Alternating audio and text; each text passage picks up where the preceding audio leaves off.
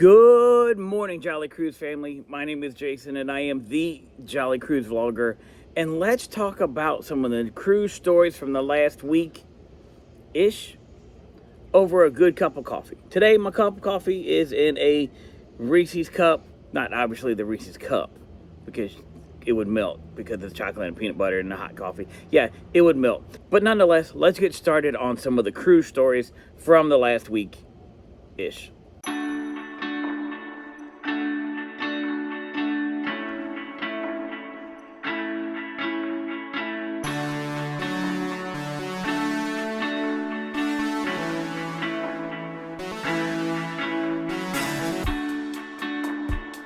For the first story today, we're going to talk about ship safety. What in the world is happening with these mooring ropes and then breaking when there's a hard wind that comes against them? We've had two incidences in two separate parts of the world for two different cruise companies where the mooring ropes have snapped when the wind has blown against them. Saturday, this past weekend, the MSC Seascape was at the private island in Ocean Key. Big old wind blows up, and as you see in this little TikTok video here, you can see and hear the mooring ropes snap.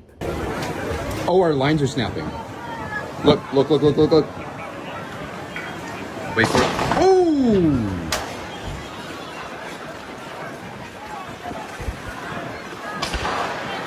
Yay!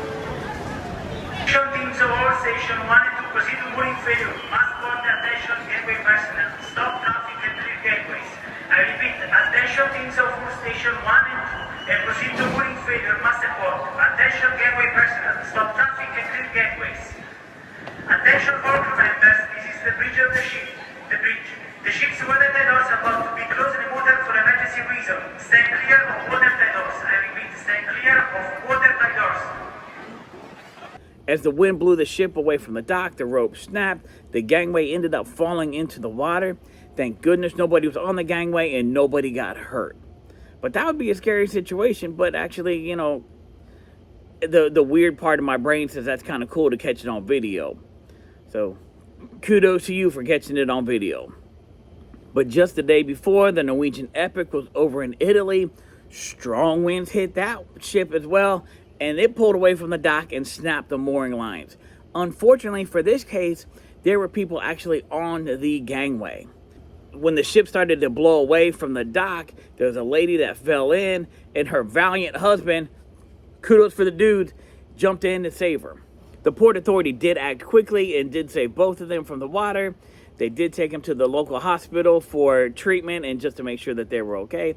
And they were okay. But, you know, chivalry is not dead, and this just proves it. Or she had the passports, and he had to make sure that he could continue on the cruise if something happened to her.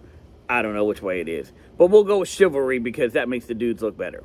In both cases, the ships told whoever was still left on the dock to stay there, to hang out for the day, and they would come back and get them. They did. On the Norwegian Epic, they ended up coming about 7 o'clock or so that evening and getting everybody back on board when the original back on board time was 5 o'clock. Maybe the cruise line industry needs to start looking at the Yucatan Peninsula so that they can start making all their mooring ropes from the Inaugural that's made from the agave plant, which is, if you've ever been to Progresso, you know that's what the entire Progresso city is made off of, is that rope, and it's supposed to be really strong. So, you know, just a thought. And if it does work, remember, you heard it here first. It's my idea. The Jolly Cruise vlogger is full of ideas. Most of them not so good, but he's full of ideas. The next story, I'm not going to go into a whole lot of detail about it because I'm sure we've all heard about it. We all have our own opinions, so I'll just drop my opinion on it, and then we'll go on. If you want to smuggle alcohol onto a cruise ship, do it the smart way and do not post on social media about it when you're getting home. Because there's some people in this world that do not live by the phrase that snitches get stitches, and everybody's going to snitch on you on the internet because they can do it anonymously. Personally, I understand why people try and smuggle booze onto a cruise ship because the price of the drink packages keep going up. The drink packages are limited to, they top out at 15 drinks in a day, or you can't taste enough alcohol in it. Whatever the thing is, I get it. I 100% understand it because I know people that have done it, and we all know people that have done it. But we also all know people that are smart enough not to run around and say, hey, look, here's what I did, and put it on social media, because we're finding it out, and some people are finding it out the hard way. The cruise line companies are just like the Canadian Royal Mounted Police. They always get their man. So if you go out there and smuggle your brews on, and then you post on it on social media, it's your own fault when you get banned for life from these cruise lines. Royal Caribbean's newest ship, the Star of the Seas, is set to debut out of Port Canaveral, have its inaugural sailing on August 31st of this year. However, the shipbuilder Meyer Turku has finished building the ship and finished the sea trials a lot sooner than they anticipated. So they say, hey, Royal, we're done. So Royal says, oh, you're done early. Oh, let me go ahead and add 3 more cruises onto this. Let's do some like test cruises ahead of time. So Royal added a 3-day and 2 4-day cruises. All of them are going to Coco Cay, just to see how everything works on the Star of the Seas. Now, my question for you is, which is the inaugural one? Is it the 31st? Or is it going to be the first 3-day cruise? Who gets the swag? Who gets all the swag that says, hey, I'm the first one on there. Hey, look at me. I get all the inaugural swag. Do you want to be on an inaugural sailing of a cruise ship? Selfishly, I would say yes, I want to be on there. So I can get all the video that I want. I can put all the footage out there, and I can be the first one. I get all the views and the likes, and I can go viral on that. But at the same time, I don't know that I want to be the first ones on there, because y'all know technology is technology. When it works great. When it doesn't work, yeah, you're kind of SOL sometimes. Let me tell you a little story about an inaugural-ish type cruise that I was on, and why I'm a little bit apprehensive about going on another one. We were on the Carnival Magic when it started sailing again after COVID. So this was August of 2021. We were on the very first sailing. Now, granted, it had some great things. One, everybody was excited. The people in the port were excited. All the cruise passengers were excited. We had a Facebook group at that time that we still talk to. Almost every single one of the cruises I've been on since that cruise has been with somebody from that cruise group. We're a family. So that means a lot to me. Plus the fact that we were in our room and unpacked by 11:15 because we were the first ones on there in about a year and a half. So that was great. The biggest downside of this inaugural-ish type cruise is by day 4 on this 5-day cruise, we had drank the entire ship out of their Thirsty Frog Red draft beer. That's kind of the downside on an inaugural cruise, is that you do not have all the bugs and kinks and things worked out. So you can run into situations like that. But in the end, like I've always said, a cruise day is better than a work day anyway. So even if we're out of Thirsty Frog Red beer, yeah, there's still something else to drink. Our final story today is going to be out of the port of Galveston, talk about what they're doing now and what they're going to do in the future and where they're going to go. And oh my gosh, I've got some tea for you on the port of Galveston. The port of Galveston is getting ready to open its 4th cruise terminal in the fall of this year of 2025. It's like a 160,000 square foot terminal that's going to be home permanently for the MSC Seascape. And the MSC is going to share that terminal with Norwegian as well. And it's kind of cool what they've done, because they've taken 2 cargo buildings and kind of built an area in between them that's going to have, that's going to have your stairs and your elevators and your escalators and things like that. So they took those 2 cargo buildings, connected them, and then that's going to be the brand new terminal. It looks very cool. They're also going to have like a 7-story parking garage that's going to be able to hold 1,700 cars in there. So they're definitely going big. And even though I've never sailed out of the port of Galveston, I'm kind of interested in it just to see what it's like.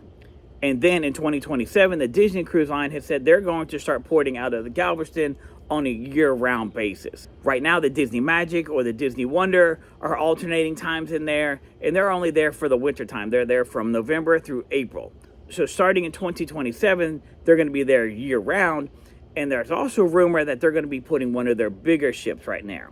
Like the Magic, for example, is about 2,400 passengers.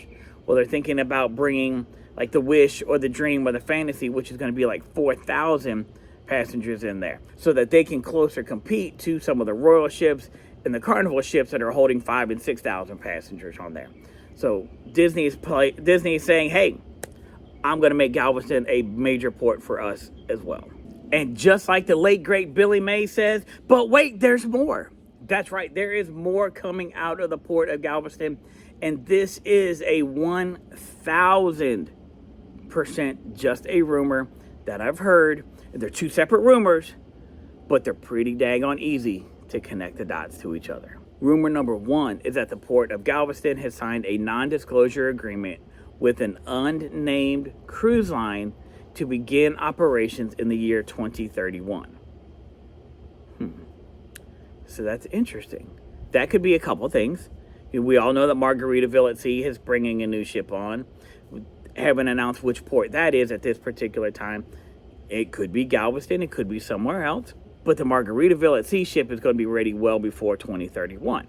So who could be coming out in 2031 with a new cruise line? So we'll put that aside for right now. Rumor number two. And I'm going to say allegedly, reportedly, because if once I say allegedly, reportedly, then I can just about say anything, and we all know it's a rumor.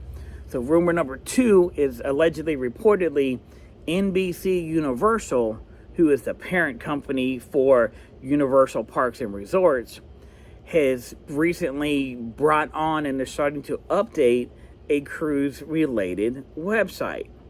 So this is kind of thing to make you go, So you have a cruise port that signed an NDA with an undisclosed cruise line company. You have another company that's starting to talk about and update things for a cruise-related website. Cruise-related website, cruise port. Website, port. Website, port. Guess what? They meet. Can you imagine, though, a Universal-themed cruise ship? Oh my gosh, this is like mind-blowing. Just think, you're over there, you're drinking your Harry Potter butterbeer, watching the wake of the ship. Or even better, think about how quickly the September and October sailings are going to be when they announce that September and October are going to be Halloween Horror Nights on the high seas. Yeah, mind blown, 100% sellout. I cannot wait. I'm so excited about that. But this is 1,000% a rumor. But if the rumor does come true, remember, you heard it from the Jolly Cruise vlogger and his cup of coffee first. If you like hearing and discussing cruise line stories or watching daily vlogs when we go on our cruises and seeing ship reviews and ship tours and food tours, or you just like sitting down and drinking a cup of coffee with a really good friend, then I do invite you to subscribe to the channel. Hit the bell notification so you get notified when we do upload our videos, which we do about 2 videos a week. And we can further discuss this cruise industry that we all love, because we all know that a cruise day is better than a work day any day. And for everybody that's cruising, I wish them a Merry cruising to all, and to all a good night.